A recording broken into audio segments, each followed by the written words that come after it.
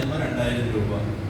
ആ മീൻ ഇനി കൊണ്ടുപോയി അതെല്ലാം മരുന്ന് വരട്ടി അതിനുശേഷം അത് ഗ്രില്ല് ചെയ്ത് എല്ലാം കഴിഞ്ഞ് നമ്മുടെ കയ്യിൽ വരുമ്പോൾ 1 മണിക്കൂർ ഏതായാലും ആകും. അത്രയും സമയം നമ്മൾ അവിടെ വെറുതെ വാഹട്ടായിട്ട് ക്ഷമയോടിരിക്കും. എന്തിനാണ്? നമ്മുടെ സെറ്റ് ടാങ്ക് നിറയ്ക്കാൻ വേണ്ടി. അതേ അവസ്ഥയിൽ നമ്മുടെ സ്വർഗപ്രവേശനം കിട്ടുന്ന ഒരു നമസ്കാരത്തിന്റെ ഇബാദത്തിന്റെ വിഷയം വരുമ്പോൾ നമ്മുടെ മാനസികാവസ്ഥ എങ്ങനെ പെട്ടെന്ന് തീരുന്നത്? എവിടെ ഇരിക്കുന്നത്? അല്ലാഹുവിന്റെ പരിശുദ്ധമായ മസ്ജിദ്. ആ മസ്ജിദ് ഇരിക്കുമ്പോഴോ ഇരിക്കുന്ന ഓരോ സെക്കൻഡിനും വേണ്ടി അതിന്റെ കൂലി. പക്ഷെ ശൈത്താൻ നമ്മുടെ ഉള്ളിൽ നിന്ന് വല്ലാതെ പ്രശ്നം ഉണ്ടാക്കും. ഇറങ്ങി നീ വെളിയിൽ പോ, നീ കൂലിയെല്ലാം കൂടെ വാങ്ങി എവിടെ കൊണ്ടുപോകാനാ? നേരെ വെച്ചിട്ട് അവിടെ ഹോട്ടലിൽ പോയ 4 പെണ്ണുങ്ങളെയൊക്കെ കണ്ടിരിക്കുകയാണെങ്കിൽ നല്ല സുഖമാണ്. ശൈത്താൻ എന്തോ ഒരു സ്നേഹമാണ്. നമ്മുടെ മാനസികാവസ്ഥ നമ്മൾ ഇടയ്ക്കിടയ്ക്ക് പഠിച്ചു പോയില്ലെങ്കിൽ നമ്മളെ ഇവൻ തകർത്ത് കളയും. ഏതായാലും ഒരിക്കലും ഇതുപോലെ ഒരു സഹാബി വരും. സഹാബി വന്നിട്ട് നബി സല്ലല്ലാഹു അലൈഹി വസല്ലം നമ്മുടെ ഒരു വർത്തമാനമാണ്. നബി സല്ലല്ലാഹു വന്നിട്ട് പറയുകയാണ്, നബിയെ എനിക്കൊരു വാഴ പറഞ്ഞു തരണം. സാധാ ഭാഷ.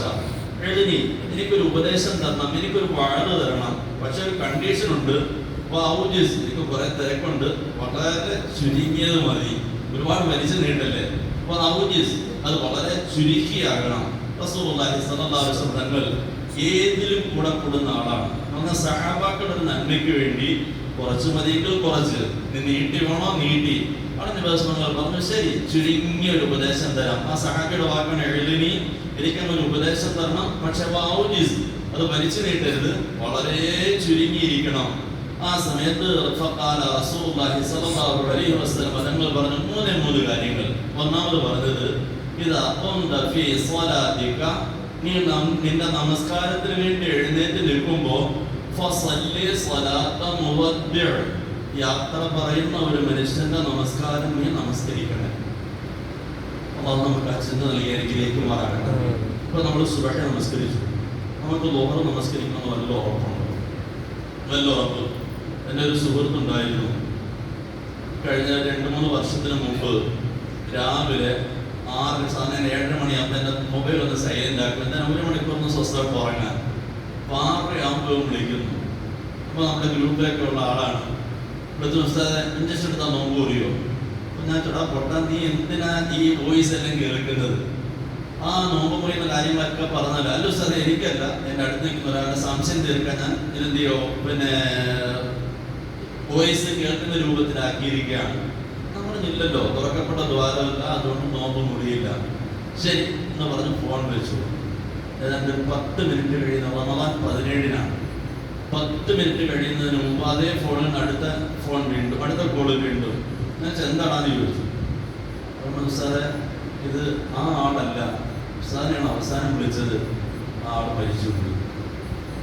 പെട്ടെന്ന് ഹോസ്പിറ്റലിന്റെ വാതിൽ വെച്ച് അനുഭവിക്കും. നല്ല ആരോഗ്യവാനായ മനുഷ്യൻ ഡെയിലി 10-20 കിലോമീറ്റർ സൈക്കിളിൽ ചവിട്ടും. ഞാൻ പറഞ്ഞത് ഇത്രയേ ഉള്ളൂ നമ്മുടെ ജീവിതം. അല്ലാഹു തആല മഗ്ഫിറത്ത് നൽകി അനുഗ്രഹിക്കുമാറാകട്ടെ, നമ്മുടെ സ്വർഗ്ഗത്തോ കൊടുക്കുമാറാകട്ടെ.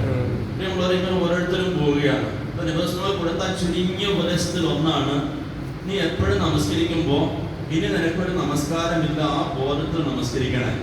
അതുകൊണ്ട് നമ്മുടെ നമസ്കാരത്തിന്റെ ക്ലാസ് മാഷാ അല്ലാഹ് 125 ക്ലാസ് ഒന്നു മുതൽ സലാം വീട്ടുന്നത് വരെ നമ്മൾ എടുത്തു. നമ്മുടെ ഈ മസ്ജിദിൽ 10 മിനിറ്റുള്ള ക്ലാസ്സുകൾ. അതിൽ ഒന്നാമത്തേക്ക് 2 വാക്ക്. ഒന്ന്, എല്ലാവർക്കും ഓർമ്മ കിട്ടാൻ വേണ്ടി നല്ലതുപോലെ ഒരു കവറേജ് കിട്ടുന്ന രൂപത്തിൽ നമ്മൾ പറയണം. നേരായ വഴിയിലൂടെ എന്നെ നീ നയിക്കണേ പഠിച്ചവനെ. എപ്പോൾ നമസ്കരിച്ചാലും ആ വാക്കൊന്ന് ശ്രദ്ധിച്ചോണം.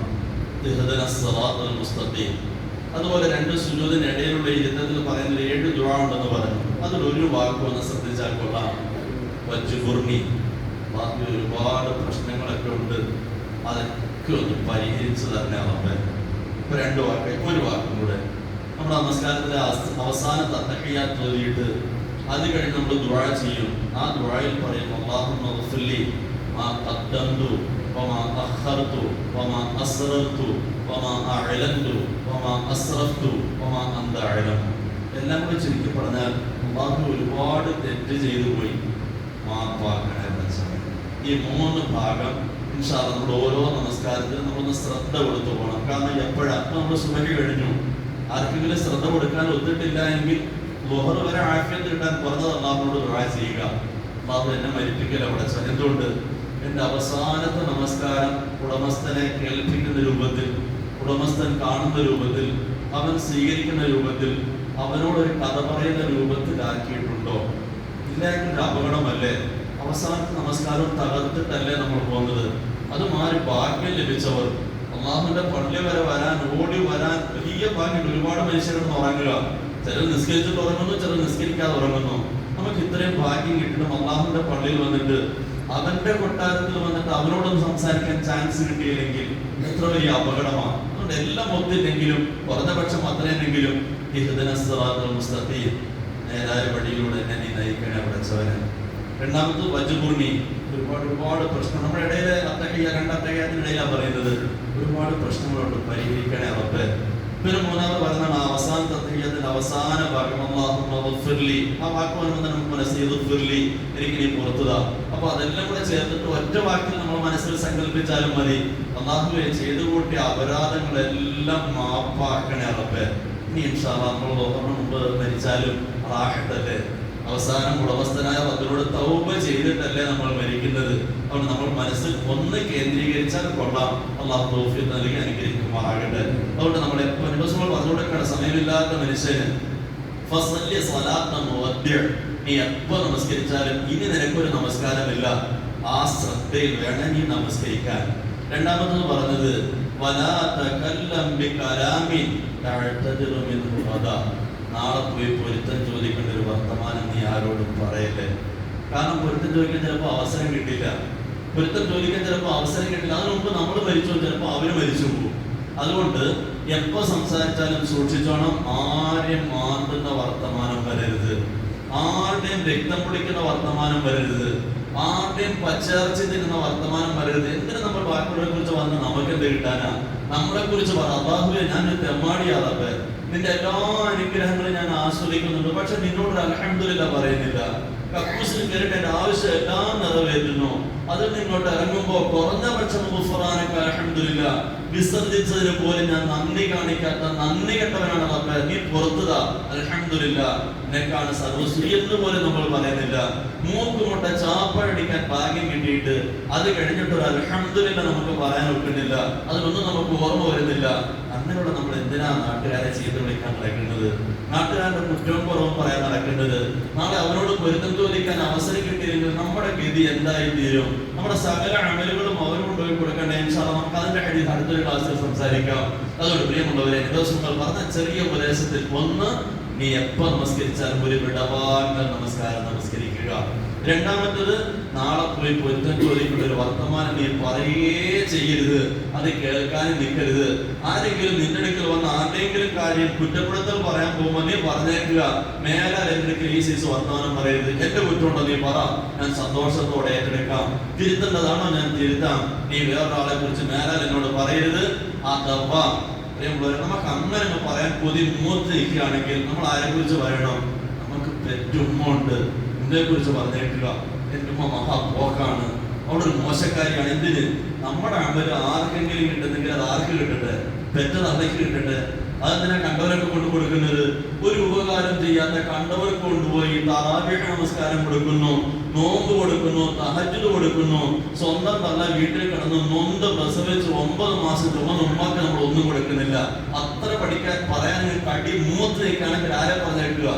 പറയാൻ വേണ്ടിയല്ലോ കേട്ടോ, അങ്ങനെ പറയാൻ മൂത്ത് നിൽക്കുകയാണെങ്കിൽ ആരെ പറഞ്ഞേക്കണം? ഉമ്മായെ പറയണം, അല്ലെങ്കിൽ വാപ്പയെ പറയണം, അല്ലെങ്കിൽ ഭാര്യയെ പറയണം. എന്തുകൊണ്ട്? അവരെ പറഞ്ഞാൽ ഏതായാലും നമ്മുടെ അമല് പോകും. ആ അമല് എവിടെ കിടക്കട്ടെ? സ്വന്തം വീട്ടിൽ കിടക്കട്ടെ. ഇങ്ങനെ കണ്ടൊക്കെ കൊണ്ട് കൊടുക്കേണ്ടത് അത് വളരെ ശ്രദ്ധിക്കണേ. അതുകൊണ്ട് നാളെ പോയി കുറ്റം ചോദിക്കേണ്ട ഒരു വർത്തമാനം മോനെ നീ പറയല്ലേ. മൂന്നാമത് റസൂലുള്ളാഹി സ്വല്ലല്ലാഹു അലൈഹി വസല്ലം തങ്ങൾ പറഞ്ഞു, വഅജ്മഉൽ ഇയാസ മിമ്മാ ഫി ഐദിൻ നാസ്, ജനങ്ങളുടെ കയ്യിലുള്ളത് നീ നിരാശനായേക്കുക. എനിക്ക് ആരും ഒന്നും തരണ്ട, എനിക്ക് ആരും ഒന്നും തന്നെ. അപ്പൊ നമുക്ക് വിഷമമില്ല. എങ്ങനെ? ഒരാൾ നല്ല വീട്ടിലൊരു ആടിനെയൊക്കെ അറുത്ത് എല്ലാവരും ഇറച്ചി തന്നെ ചെയ്യുന്നു. അപ്പൊ നമ്മളും പറഞ്ഞു അൽഹംദുലില്ലാ, അന്ന് നോമ്പ് മുറിക്കാൻ നാട്ടിൽ അവൻ ഇറച്ചി കൊടുക്കുന്നുണ്ട്, നമുക്ക് കിട്ടും. നമ്മുടെ വീട്ടിൽ മാത്രം തന്നില്ല, നമ്മളെക്കാൾ സമ്പത്തുള്ളവന് കൊടുത്തു, നമ്മളെക്കാൾ നിസ്കരിക്കാത്തവന് കൊടുത്തു, എല്ലാവർക്കും കൊടുത്തു, നമുക്ക് മാത്രം കിട്ടിയില്ല. അവിടെ പറയാൻ നമുക്ക് കണ്ടില്ല. എന്താ അവനത്ര നമ്മുടെ വിരോധം? ഭക്ഷണം കണ്ടവൻ പൈസ മുടക്കിയത് നമ്മളെന്തിനാ അതിനകത്ത് ആഗ്രഹിക്കും? നമ്മുടെ മനസ്സ് അങ്ങനെ ഒന്ന് വൃത്തിയാക്കുക. ജനങ്ങളുടെ കയ്യിലുള്ളത് ഒന്നും എനിക്ക് വേണ്ട, ഇനി കിട്ടിയാലോ അൽഹംദുലില്ലാഹ് സന്തോഷത്തോടെ സ്വീകരിക്കുന്നതുകൊണ്ട് ആയിഷ റളിയല്ലാഹു അൻഹ അടുക്കൽ റസൂലുള്ളാഹി സ്വല്ലല്ലാഹു അലൈഹി വസല്ലം പറഞ്ഞു, ആയിഷ നിന്റെ കയ്യിൽ ആരെങ്കിലും എന്തെങ്കിലും കൊണ്ട് തന്നാൽ അത് റബ്ബ് നിനക്ക് തന്നതാണ്, അത് നീ സന്തോഷത്തോടെ സ്വീകരിക്കണം. നിനക്ക് വേണ്ടെങ്കിൽ അവർ പോയി കഴിയുമ്പോൾ നീ അത് ആർക്കെങ്കിലും ഹദിയ ചെയ്തേരെ. ഒരിക്കലും ഒരു മനുഷ്യനിലേക്കുള്ള ഒരു സാധനം തരുമ്പോ വേണ്ട എന്നൊരു വാക്ക് നീ പറയണ്ട എന്ന് അള്ളാഹുവിന്റെ ഹബീബായ മുഹമ്മദ് സല്ലല്ലാഹു അലൈഹി വസല്ലം മനസ്സിലായി കാണും. ആ ചെറിയ ഉപദേശം ഒന്നുകൂടി, ഒന്ന്, നീ എപ്പോ നമസ്കരിച്ചാലും ഒരു വിടവാങ്ങൽ ഇനിക്ക് നമസ്കാരമില്ല. അതുകൊണ്ട് ആ നമസ്കാരം നല്ല വൃത്തിയായി പൊതിഞ്ഞ് അള്ളാഹുവിന്റെ കയ്യിലേക്ക് കൊടുക്കുക. രണ്ടാമത്തത്, നമ്മൾ ഓരോരുത്തരും സംസാരിക്കുമ്പോൾ നാക്ക് ശ്രദ്ധിക്കണേ, ഇല്ലില്ലാത്ത സാധനമാണ്, അത് കണ്ടവനെയൊക്കെ മാന്താൻ നിൽക്കാതെ നമ്മൾ അതിനെ പൂർണ്ണമായിട്ട് വിടുക. ഞാൻ ആരെ കുറിച്ചും ഒരു കുറ്റപ്പെടുത്തലില്ല. അത് ഉള്ളത് പറഞ്ഞാലും ശരി, ഉള്ളത് പറയുന്നതിന് ഗീബത്ത്, ഇല്ലാത്ത പറയുമ്പോൾ കള്ളമാണ്. അതുകൊണ്ട് ഒരു മനുഷ്യനെ കുറിച്ചും പരദൂഷണം നമ്മൾ പറയാതിരിക്കുക, അഥവാ പോയി പൊരുത്തം ചോദിക്കേണ്ട വർത്തമാനം പറയാതിരിക്കുക. മൂന്നാമത്തത്, ജനങ്ങളുടെ കയ്യിലുള്ളത് ഒന്നും എനിക്ക് വേണ്ട, കിട്ടിയാൽ അൽഹംദുലില്ലാഹ്, കിട്ടിയില്ല എന്നതിന്റെ പേരിൽ ഞാനൊരു കുറ്റപ്പെടുത്തലുമില്ല. ഉടമസ്ഥനായ റബ്ബ് എനിക്ക് തന്നാൽ മതി, അള്ളാഹു തരുന്നില്ല ആവശ്യം പോലെ. പ്രിയമുള്ളവരെ, ആ രൂപത്തിലേക്ക് നമ്മൾ മാറുക. റബ്ബ് സുബ്ഹാനഹു വ തആല നമ്മളെ എല്ലാവരെയും ആ രൂപത്തിൽ അനുഗ്രഹിക്കുമാറാകട്ടെ. ഈ ഹദീസിൽ പറഞ്ഞ 3 ഗുണങ്ങളും അള്ളാഹു നമുക്ക് നൽകി അനുഗ്രഹിക്കുമാറാകട്ടെ. അടുത്തത്, നമ്മുടെ നോമ്പ് മുറിയുന്ന കാര്യങ്ങളിലേക്ക് അല്പം വസ്ത്രങ്ങൾ കേട്ടിട്ട് പോകാം.